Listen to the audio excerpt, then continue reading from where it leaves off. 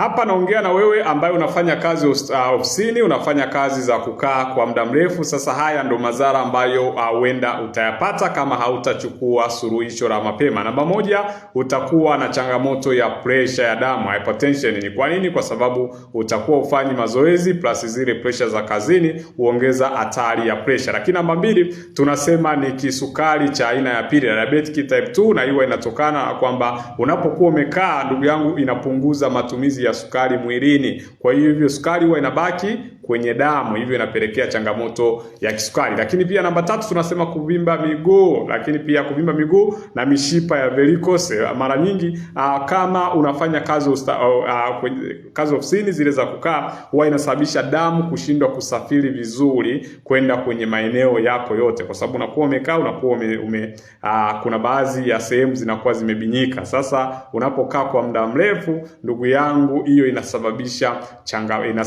changamoto ya kuvimba kwa miguu na mishipa. Lakini pia namba 4, tunasema ni maumivu ya mgongo na shingo. Hiyo wengi wameshafahamu. Unapokuwa kwa muda mrefu, kwa mfano hapa mimi nimekaa kwenye kiti, kumbuka unamkia hapo hapo, unashinda hapo hapo na unatoka saa 12 jioni, ndugu yangu, utakuwa na changamoto hiyo. Lakini pia unene kupita kiasi au kitambi. Ni kwa nini? Ni kwa sababu unakaa kufanya kazi, kwa hiyo unakuta mafuta huwa yanajikusanya tumboni, kwa hiyo uzito kupita kiasi na unene unakuwepo. Lakini matatizo ya mapafu na moyo, na mwisho na stress na msongo wa mawazo. Tuambie ni madhara gani ambayo umeshayapata kupitia kazi za kukaa ofisini kwa muda mrefu. Hakikisha unasema na Dr. Jimmy ili uweze kupata tiba na ushauri. Karibu.